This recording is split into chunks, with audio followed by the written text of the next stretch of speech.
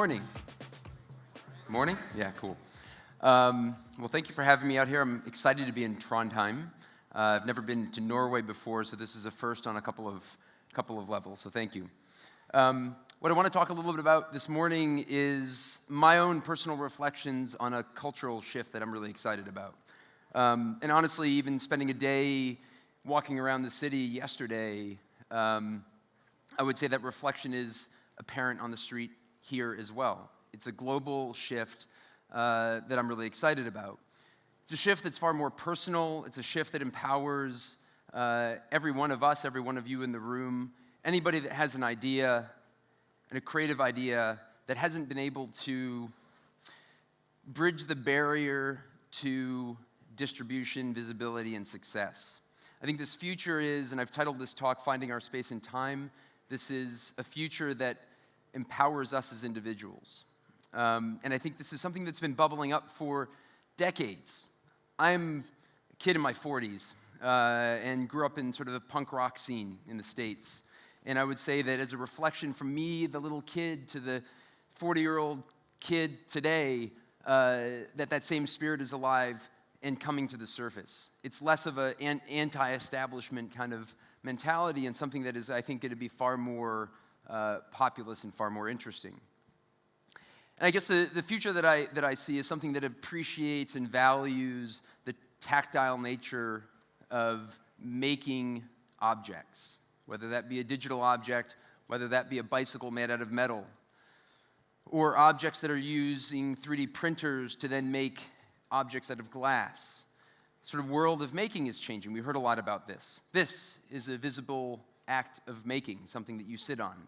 This is a furniture designer in Chicago that's a friend of mine. This is also an act of making. It's also an act of creative pursuit. It's an act of play. It's an act of curiosity, a term that we just heard a minute ago, which I'm quite fascinated with. This is an act of exploring one's own personal creativity, one's own personal ideas. To fashion and sewing, all these things are being reinvented today. And I think the thing that bonds all of these things together are the personal stories of each of the individuals that are then making these objects, and the stories that come with those of us who accept these objects into our homes, into our lives, and into our jobs. So this is a little bit of a future-forward look, but I think I'd be remiss without talking a bit about the past. Right? I think context is really important. So this next little bit, I'll share a little bit about the story of Kickstarter. I think the genesis of the starting story is always very important. So there's three of us who started Kickstarter. Myself, Yancey Strickler on the far left, and then Perry Chen in the middle. And the story really starts with Perry back in 2001. He was living in New Orleans at the time in the south of the United States. And I sort of affectionately describe Perry as a Renaissance man. He's held a number of different jobs in a number of different industries. He sort of floated about, followed his own passions and his own interests. And at this point in time in New Orleans, he had this idea that he wanted to put on a music event. Anybody remember raves? Yeah? Okay. Yeah? Where's he? So Perry wanted to put on a rave down in New Orleans, and part of the poetry of what he wanted to put together, or why he wanted to put this event together, was to share this form of music that he was personally very passionate about and share it with an audience that he hoped existed in New Orleans. Now, the extension to this was that he wanted to hold it in conjunction with another festival that was going on in New Orleans, a massive, massive festival that goes on every year called Jazz Fest. Anybody familiar with Jazz Fest? It's a pretty rad event. And as he started putting the event together, booking the DJs, booking the space, and so on and so forth, and the list started getting deeper and deeper. He'd never thrown an event like this before. The list started getting deeper and deeper, and he started looking at the cost that it was going to run him to do this event. And he kind of freaked out, right? This was a guy, I think at the time he was working at a daycare facility watching kids, which to me is kind of interesting. And he didn't have all this money to sort of blow on this event in hopes that anybody would show up, right? This was the big risk, was he could put this event on, but he wasn't quite sure what the interest was going to be, especially in competition with this jazz festival going on. And so it never happened. Actually, even to this day, that event has never happened. He was never actually able to transact that idea into an event, into an experience for people. And this really frustrated him, bothered him to no end. Now, Perry's, I would argue, at the time, didn't really think of himself as an entrepreneur. He probably thought of himself and probably acted more as artist and creative, which I would definitely say Perry is. But this idea bothered him. And a couple of years later, back in, I think, 2005, he had eventually moved back home, back to New York City, where he was born and raised. And the intention for moving back was effectively to start working on this idea with some diligence. He wanted to see if this was going to be a thing. And the thing was that the reflection of that moment in 2001 of frustration and this thing that he wanted to attack was obviously Kickstarter, but it was effectively this. How could he gauge interest in this event that he wanted to put together? How could he pre-sell tickets to the event? And just to get to the point of break even. That's all he wanted to do. He didn't care to make money from this event. He simply wanted to share the experience with people, for people who were interested in it. And that's what drove him. So 2005, he moves back to New York, and he's waiting tables at a restaurant, as one does as an artist and creative in New York. He also happened to run an art gallery, but he was waiting tables at the time as well. And there was a regular that showed up every once in a while, and I think I sort of romanced the story that Perry had bonded with this guy because he had shown up numerous times talking probably about basketball or baseball. It's a bond that these two guys have now. And that individual was Yancey. So they became friends. And over time, Perry had sort of expressed what it was that he was working on, what this thing would be, Kickstarter. And the story was quite simple, was as an abstraction from that moment in 2001, what he recognized as somebody working in the arts was that the problem that he came up against, this idea of the limitation, if you will, of industry in the arts and creative industries, created a barrier for him to bring ideas to life. And he saw this time and time again.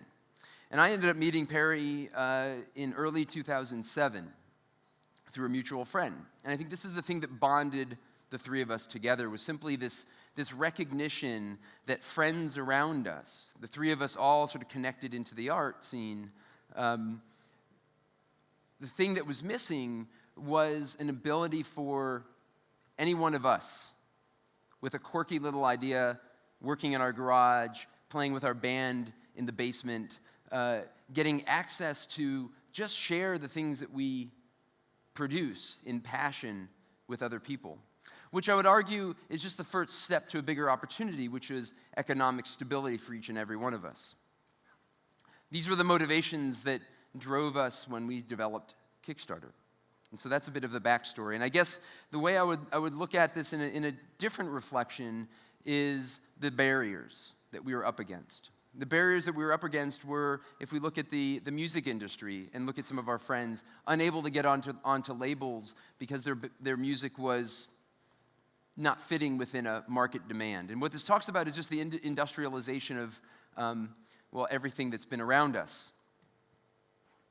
And this is sort of a bleak picture, but I think as a creative and in sort of a creative environment, this was a very bleak thing, and it has been a very bleak thing, which is to say, for all of us culturally, we don't get to then experience some of those unique ideas. And this is effectively what we've done to ourselves, right? We've industrialized ourselves. We've industrialized people. We've industrialized the environments that we work in. And this might look a little bit depressing, but I'd say on the outside looking in, it actually looks a little silly, right? People kind of walking around looking busy, but in reality, nothing's really getting done. We're just sort of rubber stamping the next creative thing that looks like the last creative thing, right? We just went through the Academy Awards. I could argue a few of those examples. And for the creatives, it just felt impossible, like a Sisyphus, pushing a rock up a hill only for it to fall back down again in trying to get our ideas out there. And this is the tension and the frustration that the three of us were kind of working in, that we were sort of raised in and grew up in and were surrounded by. And this was the thing that every day when we'd wake up, working on Kickstarter, not making any money, before we had launched, all the trials and tribulations, this was the thing, this sort of, well, I don't know, I just found this last night on the internet, but this sort of tension, this feeling, this recognition, this empathy for those of us who have these ideas that we just want to get out there in some way, this was what drove us every single day. And so, as I said, like the results felt just very bleak, and we wanted to change the nature of what we all had access to. We wanted a potpourri of ideas and music and film and art and products that had more of a personal story behind them. And so there were these barriers that we wanted to break down. I mean, there were barriers around industry, and if I think you recognize the construct and the needs of industry, you understand that maybe it looks a little bit less like this antagonistic sort of moment, this sort of heart attack moment. This was the Berlin Wall coming down, for those of you guys who remember. And I guess what I mean by that is recognizing that in industry, the reason why we get this sort of duplicitous production of creative works is because there is such a massive operation that needs to run and place a bet on any one of these things. And so that, by nature, leads to a lack of creative output, right? You can only make bets that feel more assured. You can't really experiment. It's really in the basement that you get to experiment, when the risk is low that you get to experiment. And so I'd actually argue that instead of challenging industry, our interest was almost like just going around them. And ultimately what it came down to, or what it comes down to, is just empowering the individual, like focusing on the individual and forgetting about industry, and allowing those individuals to leverage the people around them, to connect the people around them and offer them incentive and opportunity to help support them in their bootstraps. So in the background, you can see Kickstarter, and actually what I want to spend the next few minutes sharing are a few of the stories that tell the growth of the company. And I guess there's no better one to start with than the actual very first project that got funded on Kickstarter. You can see it was a humble $35, and 3 people backed it. And the story behind this project is so amazing, it's simple. So this was a guy by the name of Dark Pony. I don't know what his real name is, but that's kind of awesome. Guy by the name of Dark Pony, all he wanted to do was draw something for you, as in the name, drawing for dollars. You give him a couple of bucks, and he'll draw something for you.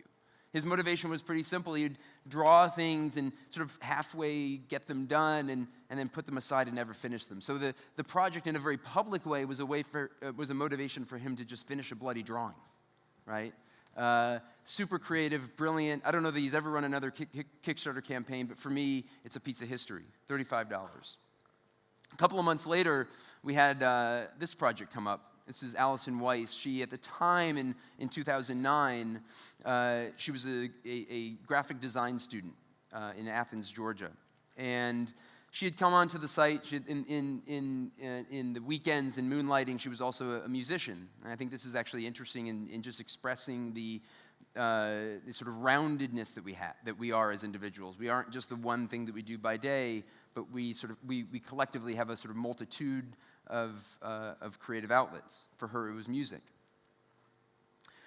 She wanted to raise $2,000 on the site. Now, at that point in time, if you go back and think about the fact that we had seen $35 get transacted, I wouldn't say that was a large amount, but it was maybe closer in insanity to what we saw people raising. So $2,000 felt like a lot. She launched on a Thursday morning, and by that night, she had completed her goal, $2,000. So at that time, for us, this was hair on fire, epic, like, oh my God, this is a viral project, $2,000 in 24 hours. And it was incredible. And I think the thing that was most interesting for us, because at that time in 2009, which is when we launched, we knew every single person on the site, except for Allison. We didn't know who Allison was. And we looked around on the internet. We used Google. People use Google. And so we had Googled Allison to figure out who was this woman? Like, how did she raise $2,000? We don't know her, right? Yancey worked in the music industry. He didn't know who she was. Well, it turns out that Allison has a whole following that we didn't know about. And I think this actually speaks more broadly to the power of the internet as a connective tissue to us all, which I find fascinating. And she had brought all these people together onto Kickstarter, catalyzed them via Kickstarter, basically because she had a tumble log that she'd been running for a few years, sharing some of this music. Pretty simple, right? So if you think about the mix, it was probably SoundCloud, it was Tumblr, and now it was Kickstarter. Oh, and probably Twitter in there too. And she had this embedded audience that she catalyzed around Kickstarter, and she went on over the next couple of weeks to raise $7,000, which blew our bloody minds. That was definitely the biggest project at the time. 205 people helped support her, and I think that's also the really important piece, which is these are individuals behind her project. It was not just her, right? It was a collective. And as a creative, as an individual, whatever you want to call her, she did this amazing job working with her audience and getting her audience excited and getting them to spread the word in a very genuine and honest way. She got to teach us a little bit more about how one runs a Kickstarter campaign. We didn't know everything. So let's move on. Another music project. Anybody familiar with Amanda Palmer? Yeah, she's pretty rad. So Amanda was on a record label. She was established. She'd been working as a musician for a number of years, and she was sort of frustrated by those constraints that I was talking about earlier. So she ditched her record label, went independent, launched a Kickstarter campaign, and went on to break a goal for music, which was breaching $1 million. We'd seen a lot of $1 million projects at this point in time. This, I think, was 2012. And again, a very epic kind of project and a storytelling project, a beautiful project, but I think a project about empowerment, a project about an individual taking control over their own destiny and proving that a community can drive economics for her and her whole band. Let's move on to another project. Anybody familiar with Pebble? Anybody wearing a Pebble? Probably a few people. Okay, so Pebble's an interesting story because there's two of them. So I think it was 2012 or maybe 2011 when they had launched their first version. It raised $10 million. And they came back when they did their second iteration called Pebble Time in, I think, 2012, something to that effect. And they went on to raise $20 million. And so I think the diversity here is really interesting, which is to say you can have projects that raise $35. You can have projects that raise $20 million. And I don't even know what the limit is right now, to be frank. Something will beat this for sure. 78,000 people believed in these guys to produce this thing, right? And these are guys who had a bit of a track record, but were effectively unknowns. Nobody knew who Eric Migowski was prior to Pebble, to be frank. And now he's effectively a rock star in the tech world, right? And he makes this amazing watch. Anybody familiar with Cards Against Humanity? Yeah? Okay. You're all bad people. So Cards Against Humanity is a really amazing story because what I think is interesting about this is the story is a little bit different. This was a very personal project to 8 guys from Chicago that developed this game just for themselves.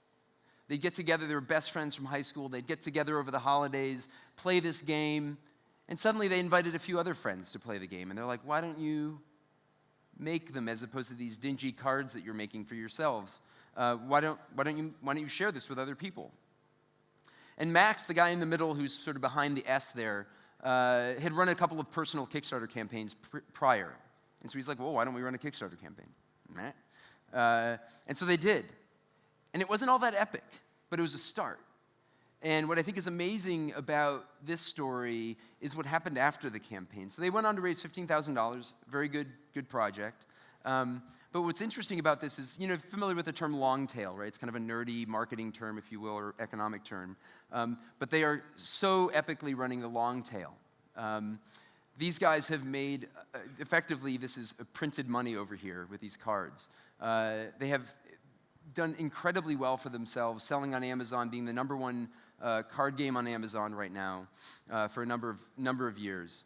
And it's to prove out that there's humble beginnings, and then what happens after that is it can be this amazingly epic story. And again, as creatives, they're effectively reinventing how one develops and iterates and evolves a game, right? They're constantly coming up with these new design packs and new packs that extend the game, which is super interesting.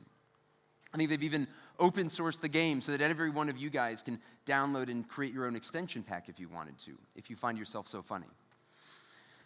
And then this project is really inspiring to me. This is the last one we'll share. This is 5 guys, middle school and high school students. They were supported by a teacher and some parents.